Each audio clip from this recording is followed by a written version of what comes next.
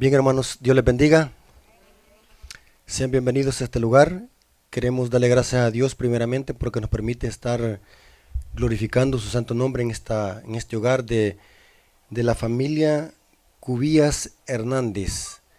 Le damos gracias a Dios porque Dios tocó el corazón de ellos para que ellos permitieran que como iglesia estuviéramos aquí en este lugar para poder predicar la palabra de Dios y que ellos sean bendecidos y que Dios haga lo que tenga que hacer en nuestras vidas. Si hay algún milagro que necesitamos, que Dios pueda obrar en nuestras vidas. Reconocemos de que solamente de Dios dependemos, de nadie más. Dios es Dios de lo imposible, no importa lo que estemos pasando, no importa nuestro problema, el poder de Dios es más grande que cualquier enfermedad y cualquier dificultad que tengamos. Así que vamos a invocar el nombre de nuestro Dios para poder iniciar el estudio de la palabra de Dios en esta tarde y así poder ser bendecidos. Así que vamos a ponerlos de pie para orar.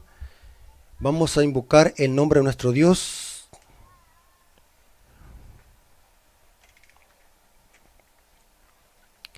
Oremos. Señor que estás en el cielo, santificado sea tu nombre. Gracias, Señor, porque nos permitiste en esta tarde estar en el hogar de la familia Cubías Hernández. Bendice, Señor, este hogar, que tu palabra, Señor, pueda bendecir este hogar y que ese mensaje que vamos a estudiar en esta tarde pueda bendecir también nuestras vidas de cada miembro de iglesia que está presente en este lugar. Y bendice, Señor, también las personas que están escuchando tu palabra a través de este sonido. Bendice las personas de esta comunidad de San Francisco Angulo, que tu palabra, Señor, pueda llegar a los corazones de ellos y puedan ellos aceptarte como la única solución y la salvación de nuestras vidas. Gracias, Señor, por escucharlos. Te lo suplicamos en el nombre de Jesús. Amén. Bien, hermanos, vamos a iniciar el estudio de las Sagradas Escrituras. Vamos a iniciar estudiando o citando el versículo que encontramos en 2 de Timoteo capítulo 3 versículo 12. Es interesante que el apóstol Pablo allí dice lo siguiente. 2 de Timoteo capítulo 3 versículo 12. Y todos los que quieran vivir piadosamente en Cristo padecerán persecución. Noten que el apóstol Pablo dice que si nosotros vivimos piadosamente, vamos a sufrir ¿qué? Persecución. Muchas veces cuando le somos fieles a Dios y le servimos a Dios de todo corazón, es cuando vienen dificultades, vicisitudes y problemas a nuestras vidas. No es como muchos lo creen o como dicen de que al llegar a los pies de Cristo los problemas terminarán. Eso es un error. Es cuando más problemas vienen a nuestras vidas. Aquí dice Pablo que los que quieran vivir piadosamente en Cristo padecerán persecución. Los hijos de Dios sufren persecución solamente por serle fiel a Dios y por servirle a Dios. Ahora, es interesante, hermanos, que la Biblia enseña de que los hijos de Dios sufren persecución y siempre han sufrido persecución. Note lo que dice Jesús en Lucas capítulo 21 versículo 12 y 13. Aquí Jesús nos está diciendo que los hijos de Dios sufren persecución, perseguidos por causa de la justicia. Entonces usted no se extrañe, no se amedrente, no se angustie cuando sea vituperado, cuando sea perseguido por causa de la palabra de Dios, porque está escrito. Noten cómo dice Jesús en Lucas capítulo 21, versículo 12 al 13. Pero antes de todas estas cosas os echarán mano y os perseguirán y os entregarán a la sinagoga y a las cárceles y seréis llevados ante reyes y ante gobernadores por causa de mi nombre, y esto os será ocasión para dar testimonio de mí. ¿Por qué Dios permite que sus hijos sean perseguidos? ¿Por qué Dios permite que sus hijos sean llevados a las cárceles? Aquí dice, para dar testimonio de mí. Dios permite que los hijos de Dios sufran, porque esa es otra manera que Dios usa para predicar la palabra y que demos testimonio de Él. La Biblia dice que cuando la iglesia primitiva era perseguida por los emperadores romanos, cada mártir que moría por causa de la palabra era una semilla que servía para que se convirtieran miles. Ustedes pueden ver cuando Saulo de Tarso dio la orden de que mataran a Esteban, el diácono Esteban, en Hechos capítulo 7 y capítulo 6, vemos de que Saulo de Tarso, que después fue llamado Pablo, se quedó impactado ver la fe de este hombre de Dios, que no negó su fe aún al punto de morir por causa de la palabra de Dios. Eso sirvió para que Saulo de Tarso, el Espíritu Santo lo tocara y llegara a comprender y a entender de que había un poder sobrenatural que dominaba a los siervos de Dios y era Jesucristo, el poder del Espíritu Santo. Eso sirvió como un testimonio para Saulo, la conversión de Esteban. Y saben algo muy interesante, hermano. De las cosas que quisiera ver, son muchas las que quisiera ver en la vida eterna y que quisiera conocer, tener respuesta.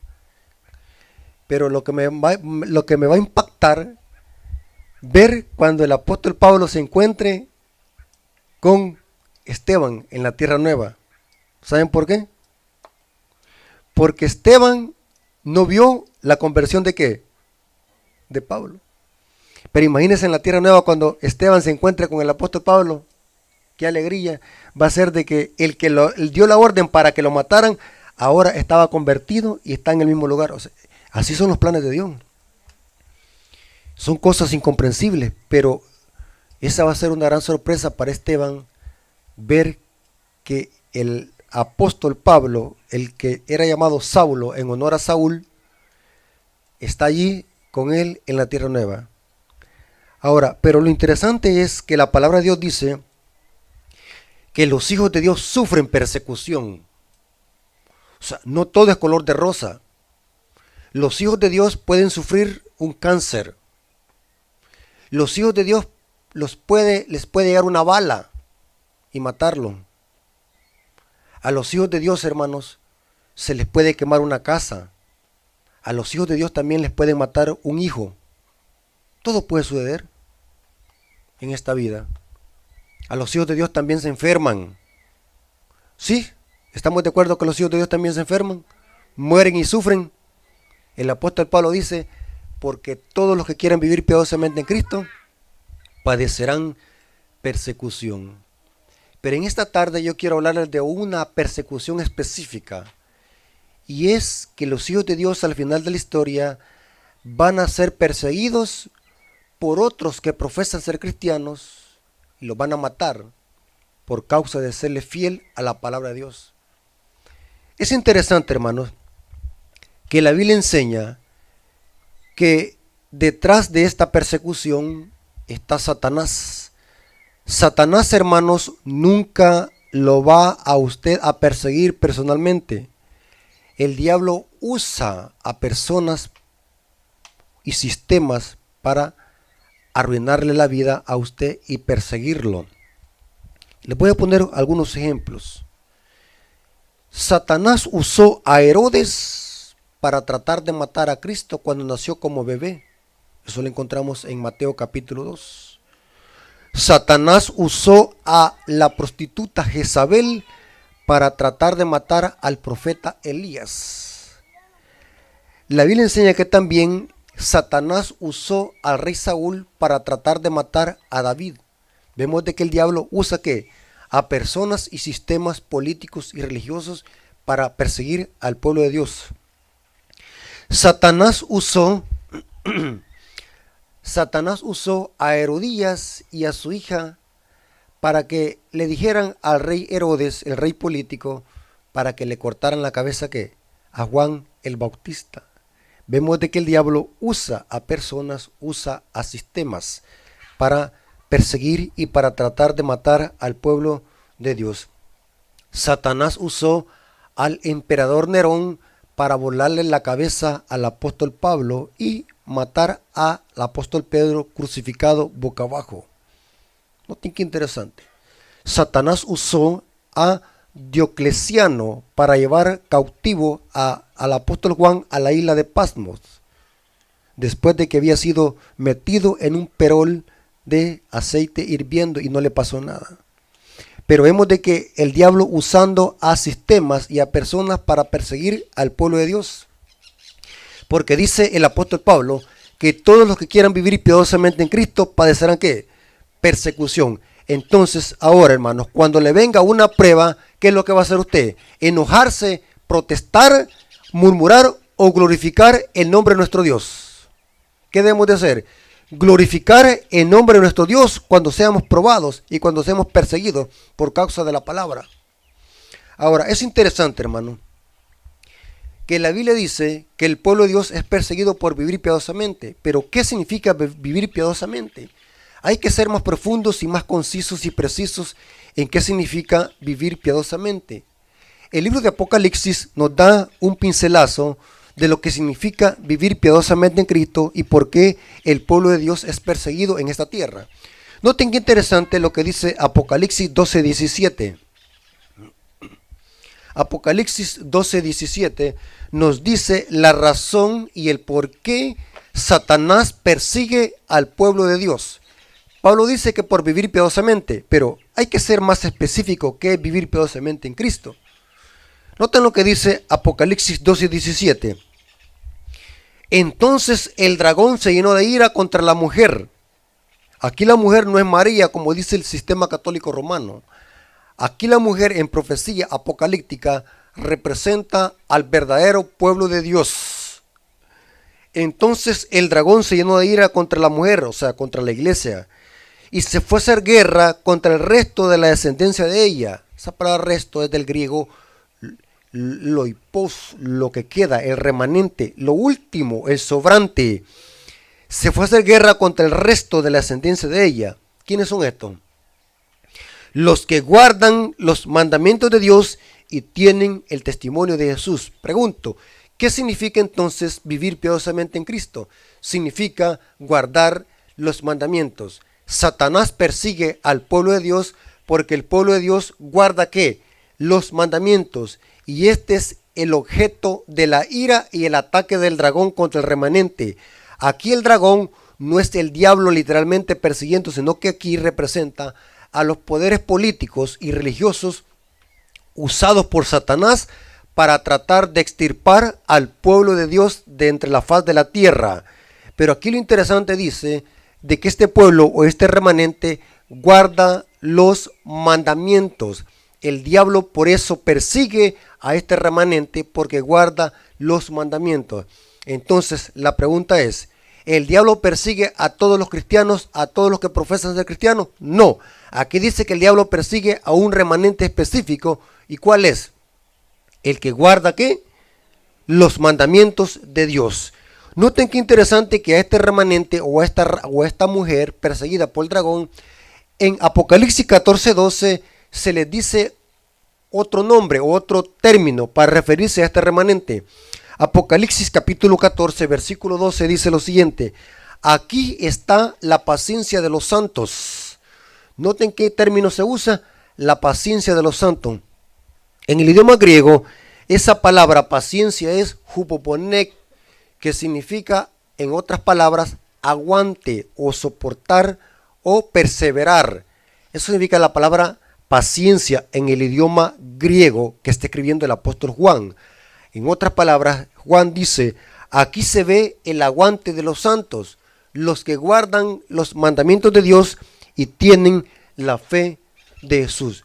¿Por qué el pueblo de Dios es perseguido en esta tierra por Satanás y por los poderes políticos y religiosos? Porque este remanente ¿qué? Guarda los mandamientos y tiene la fe de Jesús. Eso significa que si usted guarda los mandamientos, ¿qué se espera? Persecución. Porque el apóstol Pablo dice que todos los que quieran vivir piadosamente en Cristo padecerán persecución. Y noten lo que voy a decir, hermano. El diablo no persigue a religiosos. El diablo no persigue a personas que se congregan en un templo. El diablo persigue a un remanente fiel que guarda los mandamientos de Dios. Digo esto porque usted es posible, esto puede ser relativo, es posible que usted se congregue en un gran templo hermoso, pero es posible que a usted allí, ni ahí tampoco le enseñen a guardar ¿qué? Los mandamientos de Dios. ¿Me estoy dando a explicar? Usted puede decir que es cristiano, usted puede decir que pertenece a X denominación, aunque el nombre que tenga esa denominación sea un hermoso nombre. Pero si usted no guarda los mandamientos, no es el pueblo de Dios, ni tampoco va a ser perseguido. Al contrario, vamos a ver al final de este estudio que usted va a ser el que va a perseguir, porque al final de la historia van a haber dos grupos, los perseguidos y los que perseguirán. Solo van a haber dos grupos, no van a haber términos neutros. Ahora, vamos a ver, hermanos, quiénes son los que van a perseguir a quiénes. Y cómo saber si estaremos en uno de esos dos grupos, a la luz de las Escrituras. Vamos a ver una historia, hermanos, triste, donde la Biblia nos presenta este principio tipológico, de que al final de la historia, la persecución va a ser entre hermanos que profesan ser cristianos, persiguiendo a otros hermanos que son cristianos y que obedecen los mandamientos de Dios. Vamos a ver a la luz de la profecía de que la persecución final no va a ser entre mundanos persiguiendo a cristianos, sino que va a ser cristianos persiguiendo a otros cristianos para matarlos. Mire qué interesante. Usted me va a decir, bueno, hermano Rafael, si son cristianos, ¿cómo van a perseguir a otros cristianos? Pero vamos a ver que a la luz de la Biblia esto es así. La persecución final va a ser entre cristianos que profesan ser siervos de Dios, persiguiendo a un remanente fiel que guarda los mandamientos. Y vamos a ver en esta historia, hermano, y noten lo que voy a decir, esto es delicado. De todas las iglesias que hay en el mundo, que hay más de 7,000 iglesias y denominaciones religiosas, según la profecía, vamos a ver que según la profecía, todas esas iglesias se van a unir en puntos comunes de doctrina con el sistema católico romano. Pero va a haber un remanente que no se va a unir con ese sistema, que Apocalipsis 13 le llama la imagen de la bestia. Y como no se va a unir este remanente, porque este remanente le es fiel a los mandamientos de Dios, esto va a desatar persecución. No cabe duda, hermanos, porque el diablo está levantando sectas y religiones cada día en todas partes del mundo. Porque lo que se propone el diablo es confundir al mundo con tanta falsa doctrina, pero al mismo tiempo unirlas a todas estas iglesias al final de la historia con el sistema católico romano, que en la Biblia, en la profecía, se le llama la madre de la ramera. Vamos a ver una historia que nos presenta este principio, que la persecución final va a ser entre profesos cristianos que supuestamente sirven a Dios, matando a otros cristianos que les son fieles a Dios. Esta es la historia de Caín y Abel. ¿Quién era Caín y Abel? Caín y Abel eran dos hermanos.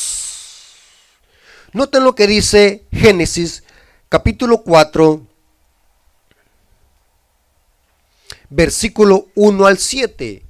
Y noten interesante lo que se desata aquí y por qué fue la ira y el pleito entre estos dos hermanos, que al final se desató en muerte.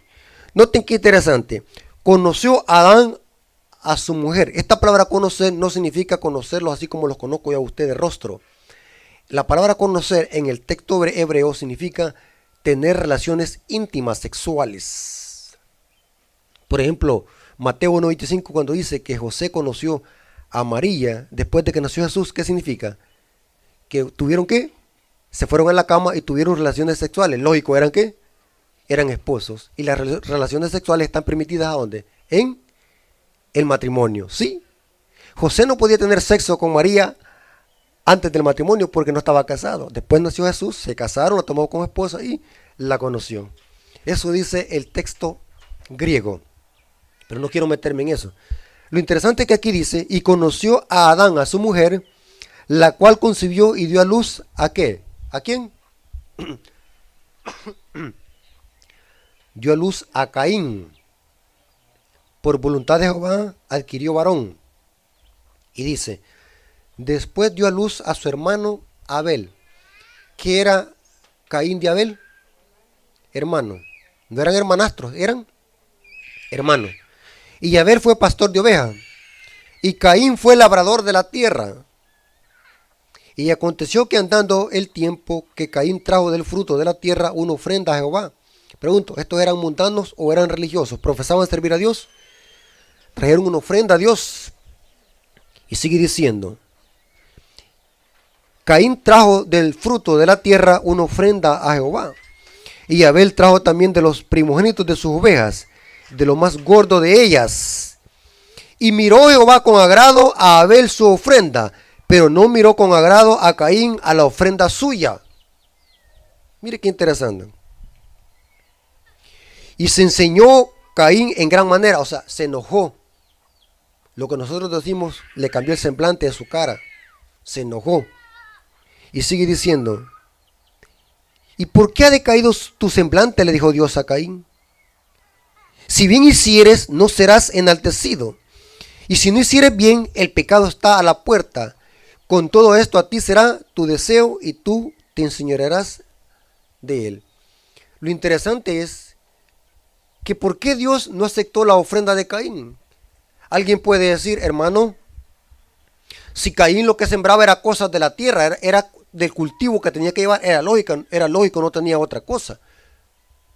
Era lógico que Abel llevara de los primogénitos de las ovejas porque él era ¿qué? Él criaba ovejas. Pero ¿por qué Dios miró con agrado solamente la ofrenda de Abel y la de Caín? ¿Por qué no? ¿Y por qué Caín se enojó? ¿Cuál es el trasfondo de esto? Y les voy a explicar lo siguiente, hermanos. Este es otro tema, pero yo lo voy a explicar así en una forma concisa y precisa. La palabra de Dios se transmitía oralmente, de generación en generación. La Biblia se empezó a escribir casi 1500 años después. El libro que se escribió de primero fue el libro de Job, después el libro de Génesis. Pero el mensaje se transmitía oral. Caín y Abel sabían perfectamente bien que lo que representaba la ofrenda a Jehová tenía que ser una oveja. Lo sabía eso porque Adán y Eva se lo habían transmitido a estos dos jóvenes, estos dos hijos, oralmente. Porque se conocía que lo que representaba a la ofrenda a Jehová era un animal especialmente vacuno. Por lo general era una oveja, un cordero. Esto se conocía desde el principio, cuando Adán y Eva fueron vestidos con pieles de cordero. Génesis 3:21. Tuvieron que haber sido pieles de cordero. Caín conocía perfectamente bien esto, que tenía que haber llevado un cordero, no tomates ni pepinos, porque los pepinos y los tomates no representaban ningún sacrificio para Cristo. Caín conocía que tenía que haber llevado un cordero, tenía que haberlo conseguido. Caín llevó lo que él quiso a Dios. Y Dios no aceptó la ofrenda de Caín. ¿Y saben cuál fue la evidencia de que Dios no aceptó la ofrenda de Caín? Esto se conoce porque después se estableció oficialmente la economía en el santuario. La evidencia que Dios aceptaba un sacrificio y que era agradable a Jehová era de que Dios descendía fuego del cielo sobre ese sacrificio. Y aunque el texto no lo diga, está sobreentendido que sobre la ofrenda de Caín no llovió ninguna clase de fuego de Jehová. Eso significaba que Dios no aceptaba el sacrificio de Caín. Y al ver Caín que sobre su ofrenda no cayó fuego del cielo, se enojó al ver que solamente en la ofrenda de Abel cayó fuego y que Dios había aceptado la ofrenda de Abel. Aunque el texto no lo diga literalmente, pero está sobreentendido. Porque cuando el santuario se estableció, esta era la evidencia que Dios aceptaba un holocausto y un sacrificio. Era de que Dios descendía fuego del cielo. ¿Se acuerdan de la historia de Elías cuando la competencia contra los falsos profetas de Baal? Cuando Elías hizo la oración e invocó el nombre de Dios, ¿qué descendió fuego? ¿De dónde descendió? Del cielo, y consumió ¿qué? El holocausto. Esa era evidencia que Dios aceptaba los sacrificios en el santuario. Aquí vemos, y está sobreentendido, que sobre la ofrenda de Caín no cayó fuego. Y observó de que solamente en la ofrenda de Abel, su hermano, cayó fuego del cielo. Y Caín se enojó con su hermano. Mira, algunos principios que vamos a ver en esta historia es lo siguiente, hermano. Mire qué interesante. Noten, estos eran dos hermanos de carne y sangre y también hermanos de fe. Mire qué interesante. Ambos eran religiosos porque hicieron un altar para dedicar ofrenda a Dios. Ambos llevaron una ofrenda. Ambos eran hijos de los mismos padres. Ambos habían sido instruidos por los mismos padres. Ambos hermanos vivían en la misma casa. Ambos hermanos comían de la misma comida que hacían Adán y Eva en su casa. O sea, estos eran hermanos de carne y sangre y eran hermanos en la fe. Ahora, mire qué interesante los versículos que vienen a continuación. Los versículos 8 al 12. Y dijo Caín a su hermano. Noten que Moisés está recalcando que Abel era ¿qué? Hermano de Caín. Caín dijo a su hermano. Lo repite varias veces en el capítulo 4. Tu hermano. Y Caín dijo a su hermano Abel. Salgamos al campo, y aconteció que estando ellos en el campo, Caín se levantó contra su hermano Abel. Otra vez recalca la palabra hermano. Dios está enfatizando repetidas veces que Abel era ¿qué? Hermano de Caín. Y dice, levantó la mano contra su hermano y lo mató. Y Jehová dijo a Caín, ¿dónde está Abel tu hermano? Noten que se repite otra vez tu hermano. Y él respondió, no sé, ¿soy yo acaso guarda de mi hermano? Otra vez se repite el término hermano. Y le dijo, ¿qué has hecho? La voz de la sangre de tu hermano. Otra vez se repite el término hermano. Clama a mí desde la tierra. Ahora pues, maldito seas tú de la tierra que abrió su boca para recibir de tu hermano la sangre de tu hermano. Otra vez se repite el término hermano. Y sigue diciendo, cuando labre la tierra no te volverá a dar su fuerza. Errante y extranjero serás en la tierra. Y noten qué es lo que puso Dios en Caín. Versículo 15. Y le respondió Jehová, ciertamente cualquiera que matare a Caín, 7 veces será castigado. Entonces Jehová puso una señal en Caín. Esa palabra señal podría traducirse una marca. Caín tenía ¿qué? Una marca. Saben de que los que van a perseguir al pueblo de Dios al final de la historia, según Apocalipsis, ¿qué es lo que tienen en su frente? ¿La marca de qué? De la bestia. O sea, Caín es un tipo de los impíos que van a perseguir al remanente que guarda los mandamientos. Y Jehová le puso una señal a Caín, para que no lo matase cualquiera que lo hallare. Ahora, mire qué interesante, hermanos, lo que dice Hebreos 11:4. Hebreos 11:4 dice: por la fe Abel ofreció a Dios más excelente sacrificio que Caín, por lo cual alcanzó testimonio de que era justo, dando Dios testimonio de sus ofrendas, y muerto aún hablan por ella. ¿Por qué Caín mató a Abel su hermano? Porque la ofrenda que ofreció Abel era más excelente. Caín estaba adorando a Dios de acuerdo a su propio concepto, de acuerdo a su propio criterio. Y Abel estaba adorando a Dios como Dios lo había pedido, que llevaran un cordero. O sea, aquí en estos dos hermanos estamos viendo, estamos divisando que al final de la historia van a haber dos tipos de cristianos, idénticamente como lo era Caín y Abel. Un cristiano que profesa servir a Dios, pero que obedece a Dios de acuerdo a como a Él le place. Y va a haber un remanente que va a adorar a Dios como Él lo ha pedido en su palabra. Mire qué interesante. Ambos eran religiosos, ambos hicieron un altar, pero uno persigue al otro. ¿Por qué? Por celo y por odio. Noten qué interesante lo que dice el apóstol Juan en 1 de Juan, capítulo 3, versículo 11 al 12.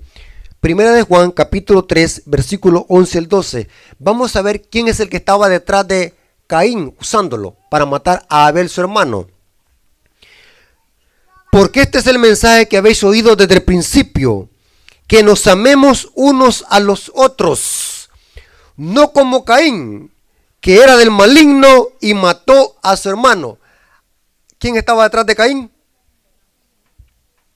Satanás, el maligno, y mató a su hermano. ¿Y por qué causa lo mató? Aquí se explica cuál es la razón por qué lo mató. Noten estos detalles que vamos a aterrizar con Apocalipsis. ¿Por qué causa lo mató? Porque sus obras eran malas y las de su hermano justas. Se llenó de ira. El hermano mató a su hermano por odio y celo. Pero ¿quién estaba detrás de Caín? El maligno. Mire qué interesante. Les voy a leer una historia de una escritora norteamericana en un libro llamado Historia de la Redención, página 56, párrafo 2. Noten cómo dice esta extraordinaria mujer comentando sobre esta historia de Caín y Abel y qué es lo que representan al final de la historia estos dos hermanos. Historia de la Redención, página 56, párrafo 2, dice: Caín y Abel representan dos clases de personas, los justos y los impíos, los creyentes y los incrédulos, que debían de existir desde la caída del hombre hasta la segunda venida de Cristo. Caín, que mató a su hermano Abel, representa a los impíos que tendrían envidia de los justos y los odiarían porque serían mejores que ellos. Sentirían celos de los justos y los perseguirán y matarán porque sus obras condenarían su conducta pecaminosa. Al final de la historia van a ver cuántos grupos. 2. Mire qué interesante. Ahora, hermanos, ¿saben de que esta historia que acabamos de estudiar de Caín y Abel nos presenta de que esto mismo al final de la historia va a pasar y va a suceder con el pueblo de Dios? Todas estas iglesias que existen hoy y que profesan servir a Dios, según la profecía dice que se van a unir con el sistema católico romano, se van a unir y al final de la historia se van a tornar en entes perseguidores del pueblo de Dios que guarda los mandamientos de Dios. ¿Saben de que esto pasó en los tiempos de Jesús? ¿A quién usó el diablo para matar a Jesús? a los dirigentes judíos, fariseos, maestros de la ley que profesaban ser pueblo de Dios. Pero algo muy interesante, hermanos, es lo siguiente, que en los tiempos de Cristo, la nación judía se había dividido en 5 sectas y todas eran judías, pero a la hora de matar a Cristo dejaron sus diferencias doctrinales y se unieron con un solo propósito, para buscar la ayuda del poder civil de Roma, y así que Roma diera la autoridad para que mataran a Jesús. O sea, a Jesús se le hizo un juicio religioso y un juicio político entre fariseos y el poder civil de Roma. Mire qué interesante, en los tiempos de Jesús habían muchas sectas o partidos políticos. En los tiempos de Jesús, o sea, los judíos se habían dividido en sectas, como hoy en día, que el cristianismo está dividido en sectas y ramificaciones que han salido del sistema católico romano. En los tiempos de los judíos se habían dividido en sectas. Por ejemplo, estaban los saduceos, estaban los fariseos, los esenios, los celotes, los escribas, los herodianos. Estas eran sectas o partidos políticos que se habían dividido entre ellos y cada uno de ellos profesaba diferente doctrina. Por ejemplo, los fariseos creían en la inmortalidad del alma, mientras que los saduceos negaban la resurrección de Jesús. Los saduceos y los fariseos no se podían ver porque se odiaban doctrinalmente y solo pasaban en altercado. Igual hoy como los testigos de Jehová y los pentecostales. Hace poco vi un altercado en un bus que un testigo de Jehová se empezó a discutir con un pentecostal, empezaron bien y al final se empezaron dando a puñetazos. O sea, vemos de que se odian doctrinalmente, pero la profecía dice que al final de la historia todas estas iglesias se van a unir con un solo propósito, para perseguir al remanente que guarda los mandamientos de Dios y tienen la fe de Jesús. Mire qué interesante. Hermanos, usted me va a decir, hermano, usted me está diciendo que en todas estas iglesias que son protestantes hay malas personas. No, no estoy diciendo eso. Reconocemos, hermanos, de que en estos sistemas Dios tiene mucho pueblo de Dios que al final de la historia Dios los va a sacar a través de un mensaje, y es el mensaje de los 3 ángeles. Dios tiene mucho pueblo en estos sistemas, gente que aún no conoce la verdad y que tarde o temprano Dios los va a sacar de estos sistemas que se llaman Babilonia. Lo que estoy diciendo es de que esta gente que va a perseguir al pueblo de Dios es gente que va a rechazar a mano alzada la verdad de los mandamientos de Dios, en especialmente el cuarto, que se refiere a la observancia del sábado. ¿A dónde dice la profecía que va a suceder eso? Apocalipsis capítulo 13, versículo 14 al 15 nos dice, o nos simboliza esta persecución a través de la imagen de la bestia. La imagen de la bestia, hermanos, representa o es el nombre dado en profecía al protestantismo apóstata que va a buscar la ayuda del poder civil de Roma para unirse en puntos comunes de doctrina y presionar al Estado, al poder civil, para que el poder civil dé decretos y leyes para perseguir al pueblo de Dios. Noten lo que dice Apocalipsis capítulo 13, versículo 14 al 15, dice, hablando de la segunda bestia, y engaña a los moradores de la tierra con las señales que se le ha permitido hacer en presencia de la bestia, mandando a los moradores de la tierra a que le hagan una imagen a la bestia que tiene la herida de espada y vivió. Y se le permitió infundir aliento a la imagen de la bestia, para que la imagen de la bestia hiciese matar a todo aquel que no la adorase. La imagen de la bestia, hermanos, es o representa que todas las iglesias evangélicas se van a unir, como pasó en los tiempos de Cristo, que todas las sectas se unieron para perseguir y matar a Cristo. En este caso, el Satanás va a unir a todas las iglesias para perseguir al remanente que guarda los mandamientos de Dios. Y les voy a decir, o les voy a explicar esto a través de una historia tipológica. ¿Cómo fue la muerte de Juan el Bautista? Todo lo que encontramos en el libro en la Biblia, hermanos, tiene aplicaciones que tienen que ver con Apocalipsis. ¿Cómo fue la muerte de Juan el Bautista? ¿Cómo murió Juan el Bautista? Así como murió Juan el Bautista, así va a ser perseguido el pueblo de Dios en los últimos días. Si ustedes leen la historia, hermanos, en los evangelios, Herodes, un rey político, hizo un gran banquete, una fiesta, porque estaba celebrando ¿qué? Un cumpleaños. Y ahí había vino, estaban embriagados. Según Apocalipsis 17, la gran ramera como tiene a los reyes de la tierra y a las naciones, embriagados con su vino. En esta fiesta de Herodes, Herodes hizo un gran banquete y tomó vino. Estaba bien ebrio. Y dice que su hijastra, porque Herodes le había quitado la mujer a Felipe, su hermano. O sea, aquí había una relación ilícita. Así como la ramera de Apocalipsis tiene una relación ilícita porque fornica ¿con quién? Con los reyes de la tierra. Vemos de que Herodías, la mujer legítima de Felipe, estaba en una relación ilícita con Herodes, estaba fornicando. Y Herodes hace una fiesta y se pone a beber vino en esa fiesta. La hijastra, hija de Herodías, mujer de Felipe, la hijastra danza, baila en la fiesta de Herodes. Y Herodes le agradó. Y en la borrachera Herodes le dice, hija, pídeme lo que quieras y yo te lo daré. Si es posible, la mitad de mi reino. Para que dijera eso, estaba bien embriagado con vino. Noten qué interesante. Pero lo interesante es que la hija, note, la hija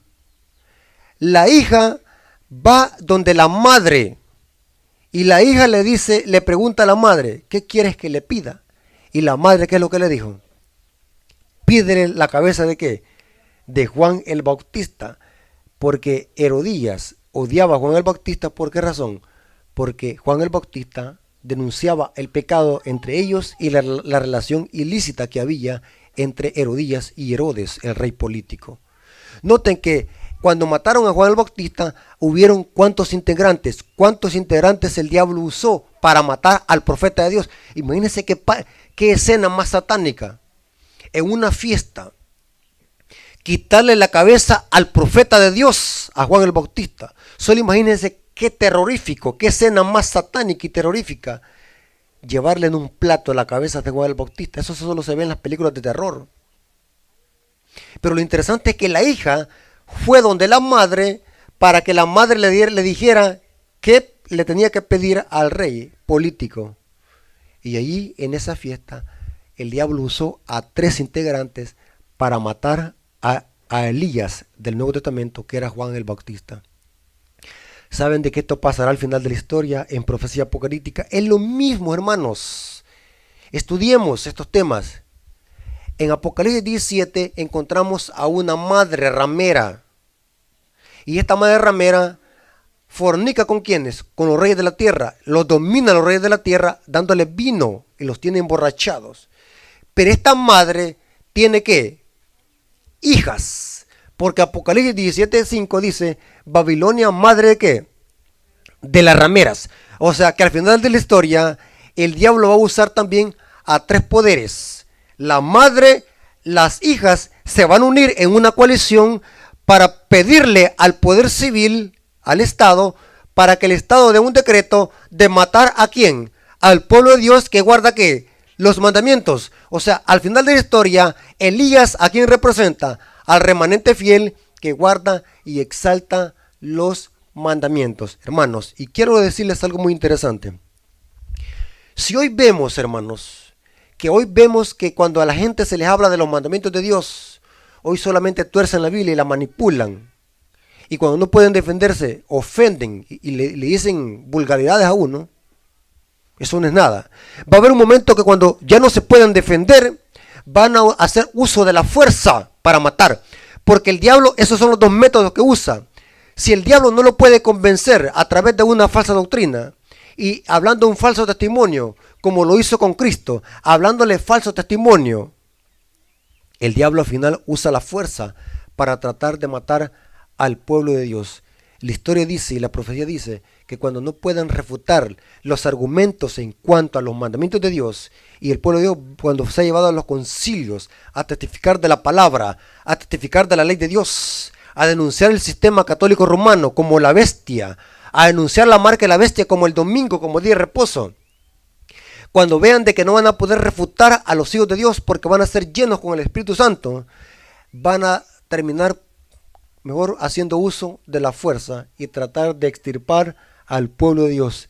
En ese contexto, Apocalipsis 12:17 dice: entonces el dragón se llenó de ira contra la mujer y se fue a hacer guerra contra el resto de la ascendencia de ella, los que guardan los mandamientos de Dios. Hermanos, el diablo no odia a los testigos de Jehová, el diablo no odia a los mormones, el diablo no odia a los testigos, a los pentecostales, a los aibaba.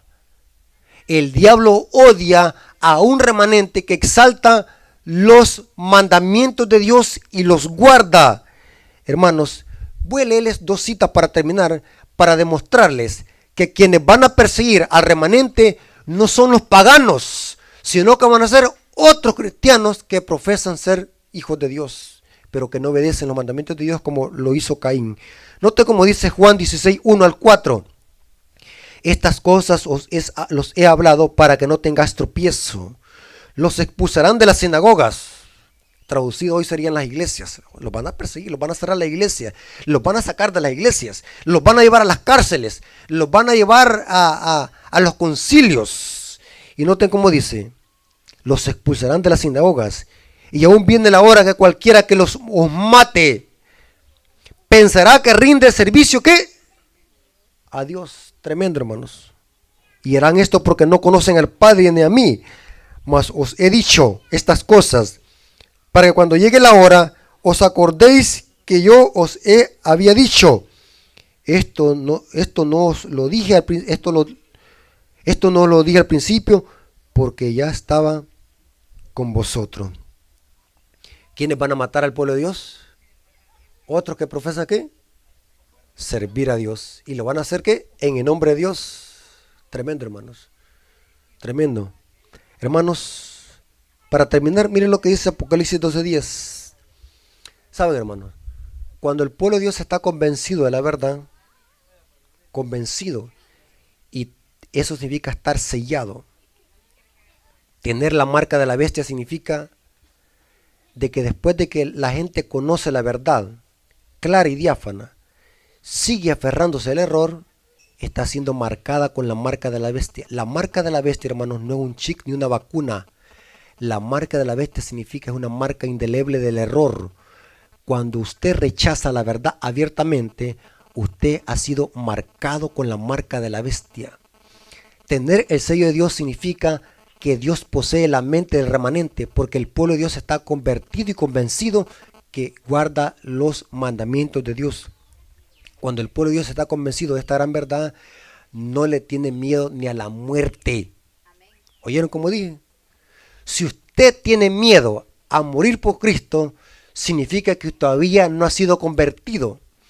El pueblo de Dios que no le tiene a la muerte, no le tiene temor a la muerte, y morir por Cristo, si usted no le siente miedo a la muerte, y no importa lo que le hagan, si le vuelan la cabeza, le pegan 10 balazos, usted va a glorificar el nombre de Dios porque está convertido y convencido. Eso es tener el sello de Dios en la frente, en el intelecto. Entonces, el diablo no importa que persiga al pueblo de Dios, el pueblo de Dios no se va a retractar. ¿Sí? De nada le vale el diablo, pero el diablo persigue. Noten lo que dice Apocalipsis 2:10. Apocalipsis capítulo 2, versículo 10 dice: no temas en nada lo que vas a padecer, no temamos. ¿Estamos claros que el pueblo de Dios va a ser perseguido? Sí, no lo podemos evitar. Está escrito en la palabra. Vamos a ser perseguidos por amor a la palabra. Pero noten cómo dice: no temas en nada de lo que vas a padecer. He aquí el diablo echará a algunos vosotros en la cárcel para ser probados. Tendréis tribulación 10 días. Sé fiel hasta la muerte. ¿Vale la pena morir por Cristo, hermano? ¿Vale la pena? Sí. Te haré la corona de vida eterna. Hermanos, ¿vale la pena servir a Cristo? Y les voy a explicar por qué. Si le servimos al diablo, también vamos a morir. Si le servimos a Cristo, también vamos a morir. Entonces, ¿de qué lado lo ponemos? Yo mejor me pongo del lado de Cristo, aunque voy a morir, pero Dios me promete dar ¿qué? Una vida eterna. En cambio, si me pongo del lado del diablo, yo voy a tener que morir, porque Dios me va a matar con su ira cuando venga por segunda vez. Pero no voy a ganar nada. En ambos lugares se sufre y se muere. Pero yo prefiero morir por causa de la palabra, porque Dios nos dará ¿qué? La vida eterna. La vida eterna. No temamos quien mate el cuerpo. Esto lo pueden matar, pero no nos pueden quitar la vida eterna. Jesucristo dijo, no teman que los mate. Algunas veces nosotros, hermanos, nos quejamos y nos murmuramos porque padecemos algunas pruebas, pero no se compara nada a lo que sufrieron los discípulos y lo que sufrirá el pueblo de Dios al final de la historia. Algunas veces nosotros nos quejamos por alguna gripe que nos llega, o porque los despidieron del trabajo, o porque el profesor nos dijo, te voy a aplazar la materia porque no venís el sábado a estudiar. Y nos afligimos y nos angustiamos. Y eso no es nada, hermano, eso no es nada. Aún no sabemos qué es sufrir por Cristo. Viene la hora donde el pueblo de Dios será probado solamente por guardar los mandamientos, por exaltar los mandamientos. El diablo tratará de extirpar al pueblo de Dios. Hermanos, el diablo sabe de que si usted exalta y guarda los mandamientos, va a ser objeto de ataque. Hermanos, y para terminar, ¿ustedes creen, hermanos, que toda la iglesia guarda los mandamientos? Seamos claros. ¿Ustedes creen que toda la iglesia? ¿Ustedes creen, hermanos, que la persecución final va a venir para los testigos de Jehová? Vamos a hablar en otro día, vamos a hablar acerca de la ley dominical, de la imagen de la bestia, el levantamiento de la ley dominical, la imposición de la marca de la bestia, el decreto de muerte, basado en el libro de Esther. Es una profecía compacta el libro de Esther, que es una tipología de lo que va a pasar al pueblo de Dios al final de la historia. El libro de Esther es una profecía compacta, historia en profecía. Hermanos, no es nada lo que se le avecina al pueblo de Dios. ¿Ustedes creen, hermanos, que el diablo va a perseguir a los testigos de Jehová? ¿A los mormones? ¿Ustedes creen, hermanos, que el sistema católico romano va a perseguir a los pentecostales? No, hermanos. Y esto se pone bueno. Por falta de tiempo no podemos profundizar en esto. Pero yo tengo un material sólido y profundo donde católicos y jesuitas dicen de que los únicos que se oponen al papado para que establezca el nuevo orden mundial son los adventistas del séptimo día, porque no se someten al orden mundial del papado. Miren qué interesante. Y hay que hablar de estas cosas. Viene y se desata una gran tempestad. El diablo se está preparando, hermano. Y preparémoslo. Esto no es nada lo que viene. Esto no es nada. Así que la fuerza viene del poder de Dios. Si nosotros estamos con Cristo, Dios nos va a dar la corona de vida eterna. Hermanos, gloria al Señor por eso. Amén. Hasta aquí llegamos y la gloria sea por nuestro Dios.